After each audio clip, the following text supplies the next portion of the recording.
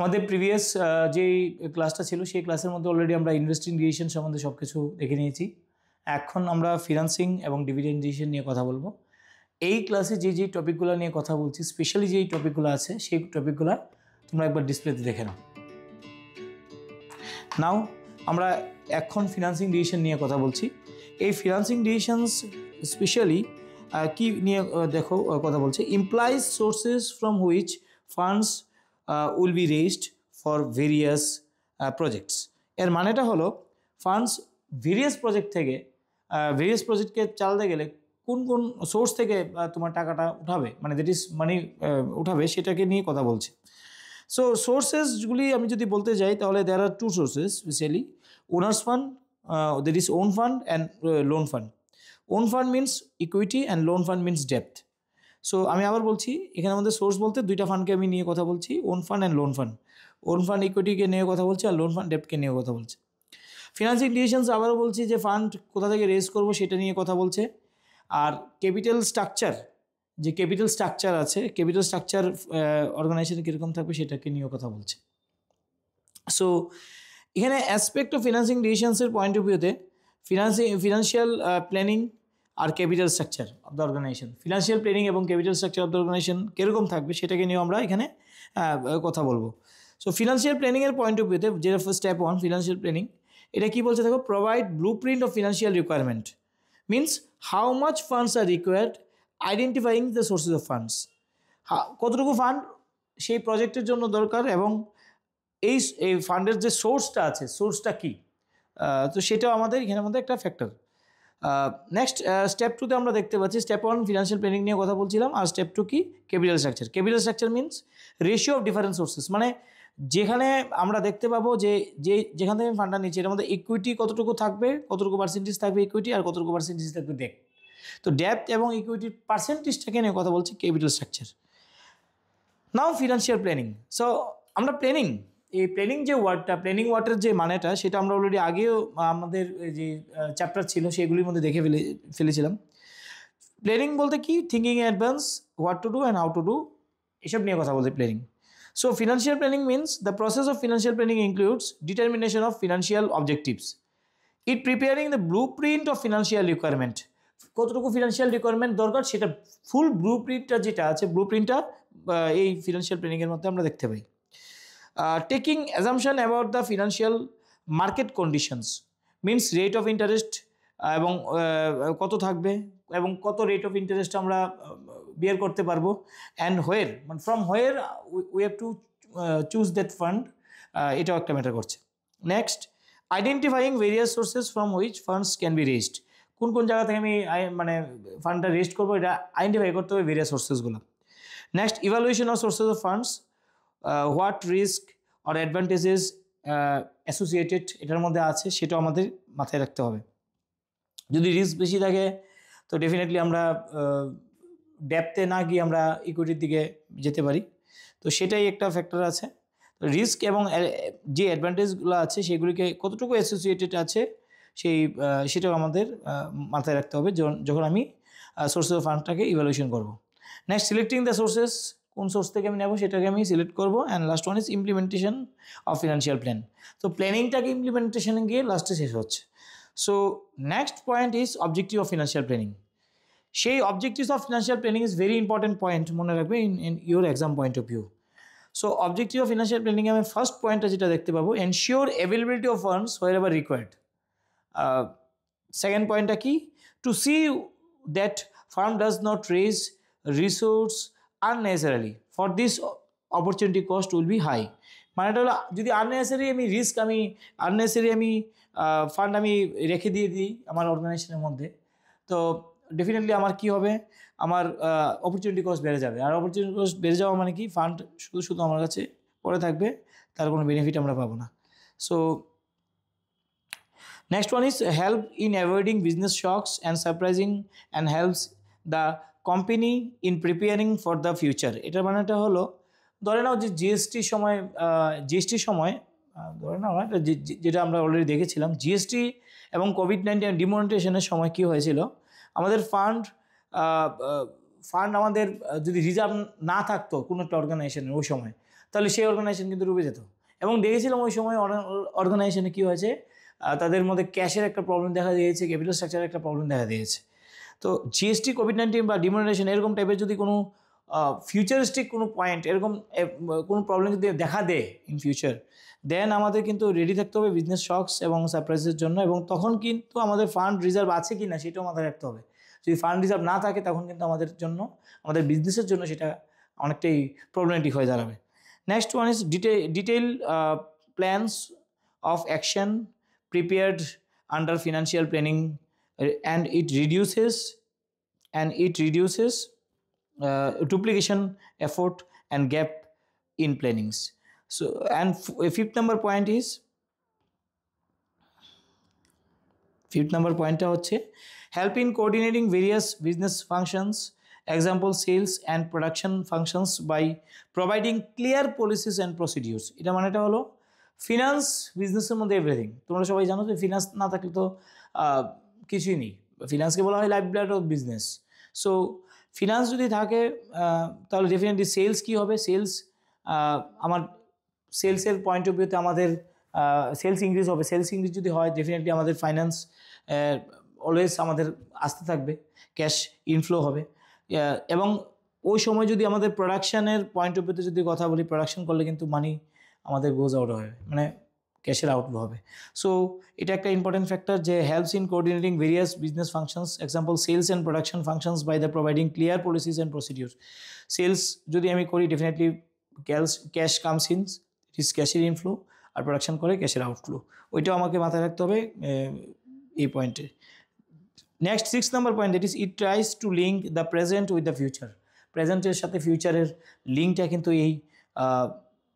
এই ফিনান্সিং ডিসিশনের মাধ্যমে হয়। 7 number point is provides a link between investment and financing decisions on a continuous basis. And 8 number point, by spelling out detailed objective various business segments, it makes the evaluation of actual performance easier. Means proper plan যদি থাকে, মানে কোথা থেকে আমি মানিটাকে আমার বিজনেসে খাটাবো, সেই প্ল্যানিংটা যদি আমার আগে থেকে থাকে তাহলে কী হবে, ডেফিনেটলি আমার spelling out details objective of various business segments, it makes evaluation of actual performance easier. Actual performance করতে আমার easier, মানে ইজি হয়ে যাবে সেই ক্ষেত্রে। And next important topic is capital structure. সেই ক্যাপিটাল স্ট্রাকচারটা নিয়ে যদি আমি কথা বলতে যাই তাহলে প্রথমেই বলতে হবে যে total capital employed raise from equity as well as from depth. কতটুকু ক্যাপিটাল মানে আমি এমপ্লয় করছি ইকুইটি থেকে এবং ডেপ্থ থেকে, সেটাকে নিয়ে কথা বলছি এখানে ক্যাপিটাল স্ট্রাকচারে। এটা ডেফিনেটলি কথা বলছে ratio in which funds raise from depth and equity design in capital structure of a company. So company যদি জিরো ডেপ্থ নিয়ে কথা বলে ডেফিনেটলি সে ফুললি ইকুইটির উপর ডিপেন্ডেন্ট। আর কোম্পানির মধ্যে যদি 50% ডেপ্থ থাকে আর বাকি 50% ডেফিনেটলি আমাদের কী হবে, ইকুইটি হবে, সেটাকে নিয়ে ওইখানে কথা বলছে। Next one is capital structure refers to the mix of owners and borrowed fund. এটা অলওয়েজ আমরা জানি ক্যাপিটাল স্ট্রাকচারের মধ্যে ওনার্স ফান্ড আর বোরোড ফান্ড দুটোই থাকে। এবার এই ওনার্স আর বোরোড ফান্ডের পরেই যে পয়েন্টটা আছে calculated as depth and equity ratio. এই ডেপ্থ অ্যান্ড ইকুইটি রেশিওর মধ্যে ফর্মুলাটা কি, ডেপ্থ বাই ইকুইটি। এটা বেসিক্যালি ক্যাপিটাল স্ট্রাকচারকে ডিনোট করে। Capital structure means depth by equity. So এটাই মাথায় রাখতে হবে আমাদেরকে।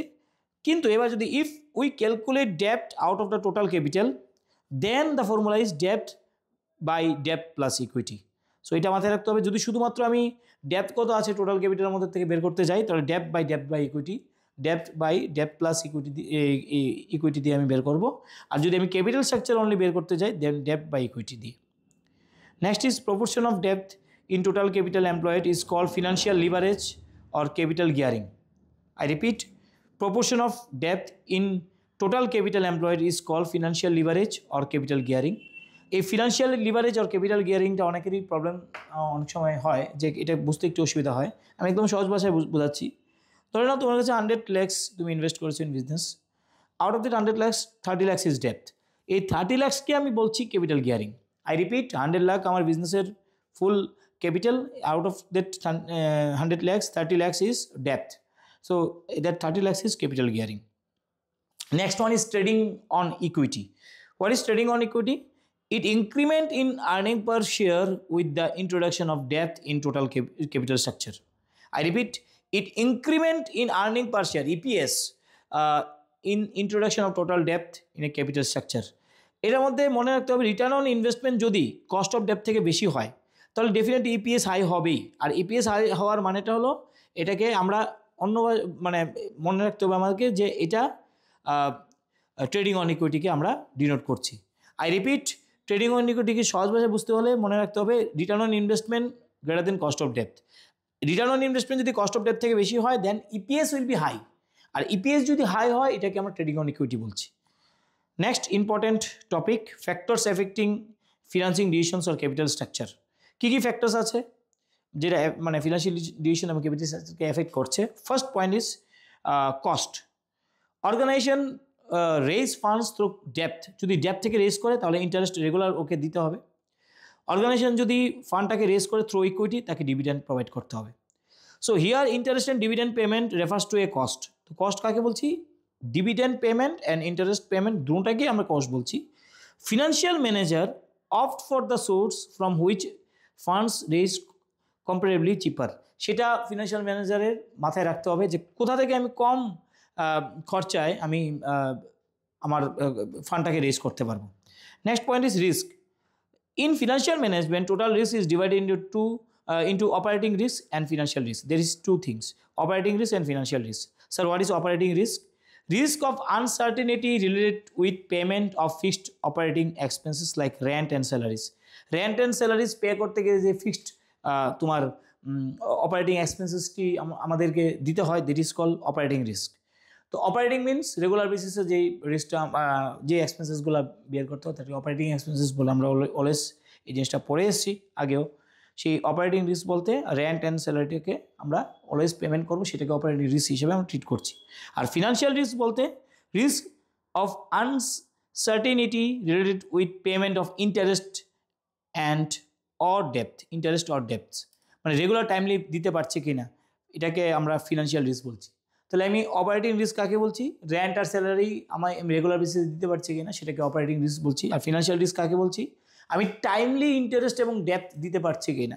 যদি না দিতে পারি তাহলে আমার রিস্ক ক্রিয়েট হবেই, সেই রিস্কটাকে আমরা ফিনান্সিয়াল রিস্ক বলছি।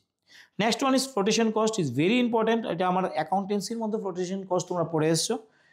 Expenses involved at the time of raising funds. I repeat, expenses involved at the time of raising funds.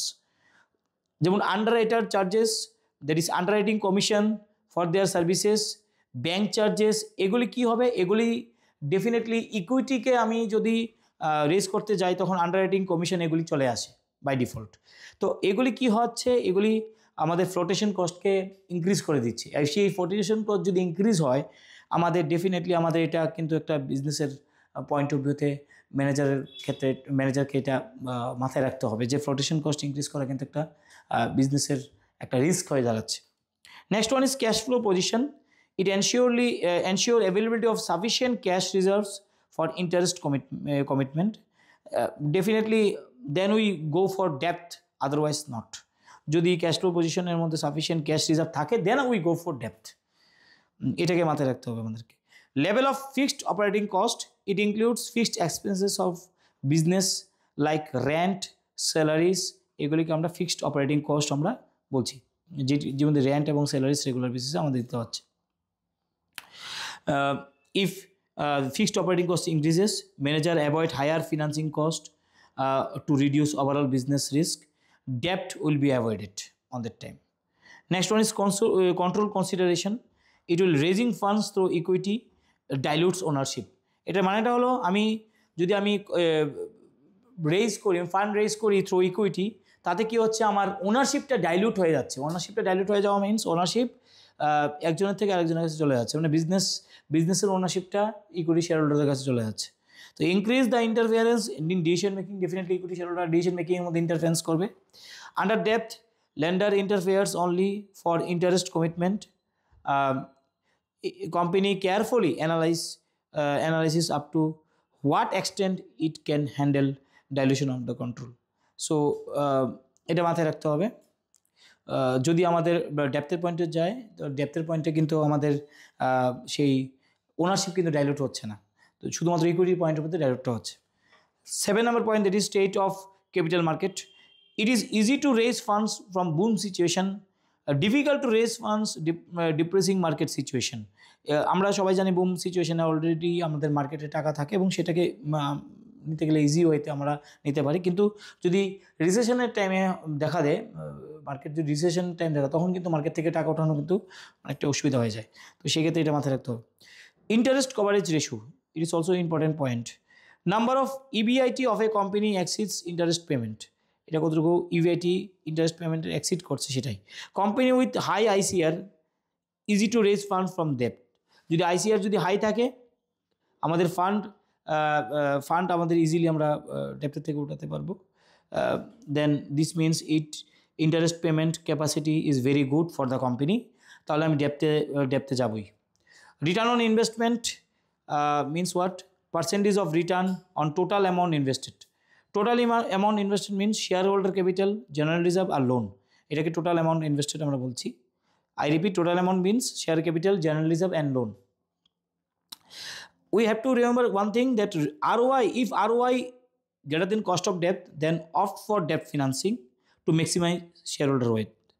If ROI less than cost of debt, debt financing আমরা যাব না, এটা ওই সময়ে কোনো বেশি একটা লাভবান হবে না। মানে প্রফিটেবল পয়েন্ট অফ ভিউতে গেলে আমি ROI greater than cost of debt. If not profitable, then ROI debt financing, we not go for debt financing, we avoid the debt financing.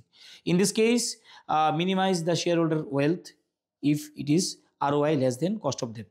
So ROI always cost of debt থেকে বেশি হতে হবে, এটা মাথায় রাখতে হবে। Tax rate is very important because interest payment against debt is a business expenses and it reduces the profit, but it is tax benefit. But if you pay dividend on regular basis on equity, it is not a expenses. That's why it's not a, মানে এটার ক্ষেত্রে কিন্তু আমরা always tax benefit পাবোই না, tax benefit পাওয়ার কোনো সম্ভাবনা নেই, তো এটা মাথায় রাখতে হবে। সো ডেপ্ট becomes more viable than equity. Next one is in other factors, ডেপ্ট services coverage ratio. Debt service coverage ratio means DSCR. If DSCR is there, then the formula is net operating income by total debt services. Net operating income by total debt services. Higher debt service coverage ratio is equal to show better ability to meet interest commitment. যত debt coverage ratio high হবে, interest payment আমরা তত বেশি দিতে পারবো, তো এটা মাথায় রাখতে হবে। Flexibility is another factor. Company has to maintain some borrowings power to take care of unforeseen circumstances. যেমন 100% বড়ো যদি আমি ডেফিনেটলি করি, তখন কিন্তু আমাদের অর্গানাইজেশনকে মাথায় রাখতে হবে সেটা ইন্টারেস্ট অফ পেমেন্টটা একটা ম্যাটার করবে। তো 100% বড়োটা not recommended in all the time, অর্গানাইজেশনের সেটা ডিসিশন নেওয়ার সময় চিন্তা করতে হবে। Next one is regulatory framework. Definitely companies act is there, SEBI is there. So এই রেগুলেটরি ফ্রেমওয়ার্কের কথাই মাথায় রেখে কিন্তু আমাদের চলতে হবে। এই সেবি মনে রাখতে হবে 2013 যে সেবি অ্যাক্ট আছে সেটাকে আমরা নিয়ে কথা বলছি, কোম্পানিজ অ্যাক্ট এবং সেবি, 2013 কোম্পানিজ অ্যাক্ট নিয়ে আমরা যেটা কথা বলছি সেটাকে নিয়ে চিন্তা করতে হবে। Next one is capital structure of other companies. Capital structure of other company means এখানের মধ্যে কম্পিটিটরদের কথা বলা হচ্ছে। তো আদার কোম্পানিজের ক্যাপিটাল স্ট্রাকচারটাকে দেখে তুমি যদি এটাকে ফলো করো তাতেও হবে না, ব্লাইন্ডলি ফলো করলে হবে না, তোমাকে মাথায় রাখতে হবে যে guidelines may be taken from other companies capital structure, এটা গাইডলাইন নিতে পারো, বাট তুমি ব্লাইন্ডলি ওটাকে ফলো করবে না। We follow by our own business requirement, আমাদের বিজনেস রিকোয়ারমেন্ট যেটা সেই অনুযায়ী তোমাদেরকে ক্যাপিটাল স্ট্রাকচার তৈরি করতে হবে। Last one is dividend decisions. আমরা 3টা ডিসিশনস আমরা তো দেখেছিলাম, তার মধ্যে প্রথমটা অলরেডি ফার্স্ট ভিডিওতে হয়ে গেছে, সেকেন্ড ভিডিওতে যেটা এই ভিডিওটা চলছে সেটার মধ্যে আমরা সেকেন্ড ডিসিশনসটা দেখেছি, এবং last decision is dividend decisions. এই dividend decisions means what? Financial manager decides out of net profit earn by the business means retain of in business distributed to the shareholder as a dividend. এই দুইটা পয়েন্টকে নিয়েই আমরা dividend ডিসিশনসের main যে কথাগুলো সেগুলি বলবো। Written কতটুকু করছি বিজনেসের মধ্যে এবং কতটুকু ডিভিডেন্ড আমি প্রোভাইড করছি to the share holder. Factors affecting dividend decisions, first one is earning. Dividend represents part of profit, আমরা সবাই জানি। So therefore we can pay it only in case of profit. মনে রাখতে হবে প্রফিট হলেই dividend ডিসিশনসটা আমরা নিয়ে চিন্তা করতে পারি। Maintain sufficient profit in all the time, always ভালো। কেন? ডিভিডেন্ড পে করতে গেলে প্রফিটটাকে মেনটেন করতে হবে। Next one is stability of earning. Consistency of earning profit. Stable earnings means company is in position to declare higher dividend. So dividend high করতে গেলে definitely regular basis এ তোমার earning থাকতেই লাগবে. Stability of dividend. Paying less dividend creates dissatisfaction among the shareholder. কারণ shareholderকে regular basis এ same পার্সেন্টেজে dividend দিয়ে যেতে হবে বা সেম অ্যামাউন্ট অফ ডিভিডেন্ড দিয়ে যেতে হবে। যদি কম দিয়ে দাও তো ডেফিনেটলি ওদের মধ্যে একটা ব্যাড ইমপ্রেশন তোমার কোম্পানির উপর চলে আসবে। That's why paying less dividend creates dissatisfaction among share holders. Company follow policy of consistent dividend unless it is caused by the permanent increase or decrease in earnings. Next one is growth opportunity. Company expects diversification because in retain more amount of profit, definitely diversification needed. So it is likely to declare a small dividend on that case. যদি diversification point of view তে যাই, diversification হলেই company কিন্তু cash sufficient cash ওর হাতে রাখতে হবে, তখন কিন্তু ডিভিডেন্ড ডিক্লারেশনটার ক্ষেত্রে একটু অসুবিধা হয়ে যেতে পারে। ডিভিডেন্ড ডিক্লারেশনটা তখন একটু কম করতে হতে পারে। তো এটা মাথায় রাখতে হবে যে গ্রোথ অপরচুনিটি যদি থাকে তখন ডিভিডেন্ড ডিক্লারেশনের সময় তুমি আগে থেকেই প্রিপারেশন তোমাদেরকে করতে হবে as a manager. So next one is cash flow position. Company may have a profit in books but not in cash. যদি এরকম সিচুয়েশন দাঁড়ায় means invest in various financial asset. যদি কোম্পানি ফিনান্সিয়াল অ্যাসেটের মধ্যে invest করে থাকে আগে থেকে বা ইন অ্যাডভান্সে যদি ওদের কোম্পানির যদি কোনো কিছু টাকা পয়সা থাকে, in that case at that time of dividend payment company need cash. Availability of sufficient cash is necessary to pay dividend to the shareholder. If company have a profit then company pay the dividend. If not definitely চিন্তা করতে হবে সেটাতে। Next one is share holder preference. এবার share holder প্রেফারেন্সের মধ্যে একটা important কথা হচ্ছে কি, এটা ওল্ড এজ পার্সনের কথা বলা হচ্ছে। আমি আগে প্রথমে বলিনি, while declaring dividend management keeps in mind composition of shareholder. এবার শেয়ার হোল্ডার মনে রাখো যে তোমার যে কোম্পানি আছে কোম্পানির মধ্যে ম্যাক্সিমাম শেয়ার হোল্ডার হলো ওল্ড এজ পার্সন। ওরা কী করছে, ওরা ইনভেস্ট করছে তাদের পেনশনগুলো তোমার বিজনেসের মধ্যে। So invest their pension in your business for that regular purpose of income. তো তাদের রেগুলার ইনকামের পারপাসে কিন্তু ওরা ইনভেস্ট করছে তোমার বিজনেসের মধ্যে। তাতে কী হচ্ছে, always consider that share holder preference is very important because ওরা যদি রেগুলার বেসিসে তোমার থেকে টাকা না পায় তখন কিন্তু ওরা তোমার কোম্পানিতে আর নেক্সট টাইম ফার্দার ইনভেস্টমেন্টে যাবে না। তো সেটা মাথায় রাখতে হবে যে তোমার শেয়ার হোল্ডারদের এইজ এবং শেয়ার হোল্ডাররা কোন তোমার শেয়ার হোল্ডার তারা কি মানে কোথা থেকে টাকা এনে তোরা ইনভেস্ট করছে সেটা একটা ফ্যাক্টর করে। এইজ গ্রুপটা একটা ম্যাটার করে এখানের মধ্যে। Like investor old age group treat dividend as a regular source of income, সেটা আমি এক্সট্রা তোমাদেরকে বলে রাখলাম, সেটা মাথায় রাখতে হবে। Stock market reaction is very important. Alternation of avoiding dividend payment creates a wrong image among the both actual and potential payment. Potential payment means যারা ফিউচারিস্টিক পেমেন্ট করবে তাদের ক্ষেত্রে একটা নেগেটিভ ইম্প্যাক্ট আসতে পারে যদি তুমি রেগুলার বেসিসে ডিভিডেন্ড ঠিক পজিশনে তুমি না দিয়ে দিতে পারো বা ঠিক পার্সেন্টেজে না দিতে পারো। Access of capital market. Level of trust among existing and potential investor decides the extent up to which company can access the capital market. If access of capital market is high, dividend and payment also high and vice versa effect is there. Legal constraint. Provision of Companies Act must be considered while declaring dividend. এটা খুব important. এখানের মধ্যে কিন্তু companies act খুব important একটা factor, মাথায় রাখতে হবে। সেবির রুলস অ্যান্ড রেগুলেশনটা এখানের মধ্যে একটা important factor. And last one is taxation policy. No tax benefit in dividend payments. এটা অলরেডি আমরা এর আগেও বলেছি, কোনো ট্যাক্স বেনিফিট আমরা পাই না ডিভিডেন্ড পেমেন্টের সময়। Dividend payment always tax benefit বাদে হয়, তাই ট্যাক্স বেনিফিট এখানে কোনো ম্যাটার হয় না। তো ট্যাক্স বেনিফিট কোনো ম্যাটার আমরা দেখতে পাই না আর কি এটার মধ্যে। সো মাথায় রাখতে হবে যে এই যে পয়েন্টগুলো আমি বললাম দ্যাট ইজ ডিভিডেন্ড ডিসিশনস, এগুলো একদম ভালো করে তোমরা নোট করে রাখো কপিতে, এবং প্রত্যেকটা পয়েন্ট তোমরা ভালো করে বোঝার চেষ্টা করো। দেন ভ্যালু বেসড কোয়েশ্চেন এবং কম্পেনসেন্টি ভ্যালু বেসড কোয়েশ্চেনগুলো যা আছে সেগুলি তোমরা ভালো করে তুমি আনসার দিতে পারবে বোর্ড এক্সামে। ওকে, ভালো করে আবার ফার্স্ট ভিডিওটা এবং সেকেন্ড ভিডিওটা ভালো করে মার্চ আপ করে দেখে নাও। দেখলে দেখবে এই চ্যাপ্টারটা অনেকটা ইজি হয়ে গেছে তোমাদের জন্য। তো best of luck for your exam.